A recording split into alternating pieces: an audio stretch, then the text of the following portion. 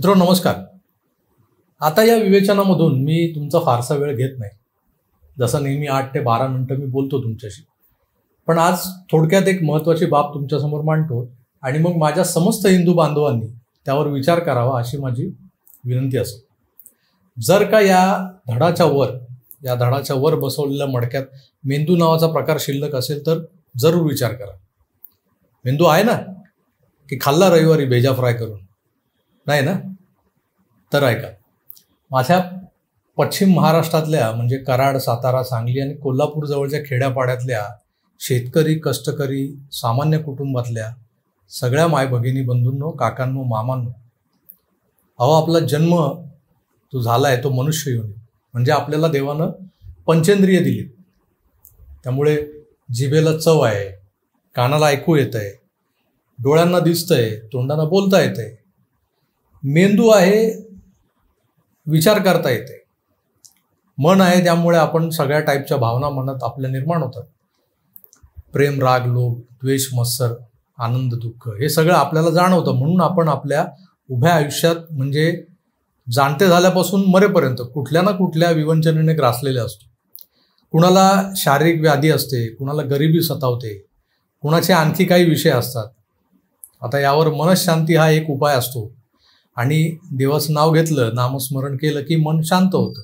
हे आपले संत महात्मे सांगून गेलेले आहेत. आपल्या हिंदू धर्मात म्हणे 33 कोटी देव आहेत.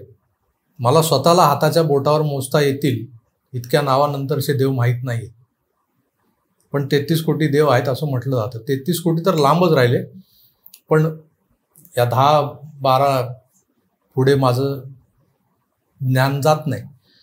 प्रत्येकानं एकेका देवाला पकडलं आणि त्या देवाची भक्ती केली की मनशांतीचा उद्देश सफल होतोय की. कशाला हवा बुवा, बाबा, महाराज? पण आपण काय ऐकत नाही. एक बाबा धरला की त्याच्यापेक्षाही दुसरा सॉलिड बाबा दिसतो आपल्याला, मग चाललो त्याच्या मागे आपण. मग या बाबा बुवांच्या तसबिरी, बिल्ले, पेन, पोथ्या, आरत्यांची पुस्तकं, बाबांच्या आश्रमात विशिष्ट पद्धतीने बनवलेल्या अगरबत्त्या, धूप, लोबान असं सगळं विकाऊ साहित्य असतंच जे या भाविकांच्या माथी मारलं जातं. एक मोठं अर्थकारण या भोळ्या बाबड्या लोकांच्या श्रद्धेमागून उभं केलं जातं, पण आपण त्यात गुंतत जातो. आता हे झालं सामान्य हिंदू धर्मावर आधारित उपासना पद्धती सांगणाऱ्या बुवा, बाबा, महाराजांचं. अलीकडे काही भोंदू बाबा जे इस्लामचा छुपा प्रसार करताना दिसतात मला, आणि त्यात हिंदू जनतेची दिशाभूल करताना दिसतात. सबका मालिक एक, चराचरात एकच ईश्वरीय शक्ती आहे जिला आपण देव असं म्हणतो, असं समजावून सांगणं वेगळं, आणि या लाईनचा आधार घेत जगात फक्त अल्लाह हा एकमेव पूजनीय आहे आणि मी फक्त त्या अल्लालाच मानतो, दुसऱ्या कोणाला नाही, असं भोळ्या बाबड्या हिंदू जनतेकडून वधवून घेणं सुरू आहे. मूळच्या अरबी भाषेतल्या या ओळी, ला इलाहा इल्लल्लाह मुहम्मद उर रसूलुल्लाह, माझ्याकडे पुरावा आहे. हा बोकड दाढी मौलाना निरंकाराची उपासना करा असं सांगत एक ईश्वर अल्लाचं गुणगान करून घेतोय आपल्या भोळ्या बाबड्या जनतेकडून. बघा, ठीक आहे.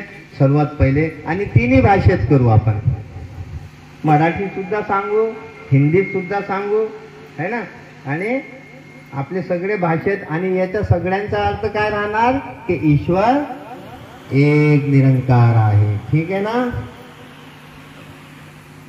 माझ्यासोबत बोला, हिंदीमध्ये पण बोला. सबका मालिक एक निरंकार, सबका मालिक एक निरंकार, सर्वांचा ईश्वर एक आहे, सर्वांचा परमेश्वर एक आहे, सबका मालिक एक है. अरबी मध्ये ला इलाहा, ला इलाहा इल्लल्लाह मुहम्मदुर रसूलुल्लाह. निरंकार एक है, निरंकार पवित्र है. सुभान अल्लाह, ईश्वर एक आहे.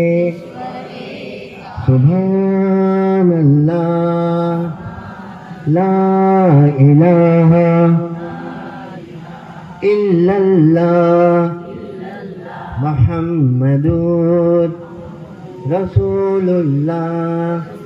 तू ही निरंकार, मैं तेरी शरण हाँ, मैनो बख्श दो हे परमेश्वरा, हे ईश्वरा, हे निरंकार, हमें सत्य मार्ग दो, हमें सत्य मार्ग दो, आम्हा सर्वांना सत्य मार्ग दे, सत्य मार्ग दे, आम्हा सर्वांना क्षमा कर। या अशा आपल्याला न समजणाऱ्या गोष्टीच आपल्याकडून वधवून घेत कधी होत्याचं नव्हतं करतील हे लोक, हे सांगता येत नाही. एका बाजूला ते मिशनरी बायबलच्या कॉपीज वाटत खेडोपाडी शेतकऱ्यांच्या वस्त्या ज्या असतात गरिबांच्या, अशा सॉफ्ट टार्गेट्सना आपल्या धर्मांतरणाच्या जाळ्यात ओढत आहेत. दुसरीकडे लव्ह जिहादच्या माध्यमातून पश्चिम महाराष्ट्र पोखरायचा उद्योग सुरू झाला आहे.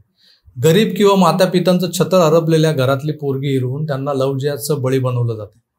काही कुटुंब अशी आहेत की त्यांच्या पोरीवाळींची आबरू लुटली गेली आहे, पण त्याविरोधात ब्र काढण्याची त्यांची हिंमत होत नाही.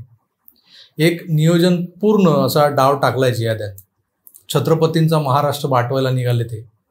त्याला हाणून पाडायला पाहिजे, पण त्याआधी जागृत व्हायला पाहिजे. सामान्यातल्या सामान्य माणसाला हा कावा ओळखता यायला हवा. ला इलाहा इल्लल्लाह म्हणजे काय, मुहम्मद उर रसूलुल्लाह म्हणजे काय, हे न समजून घेता तुम्ही कसं काय बरं त्या मूल्याच्या सुरात सूर मिसळता. या डबड्यातला भेजा खरंच काढून फ्राय करून खाल्ला का काय तुम्ही? जागे व्हा लेख हो, जागे व्हा. बस एवढंच सांगायचं होतं आज मला. धन्यवाद. नमस्कार.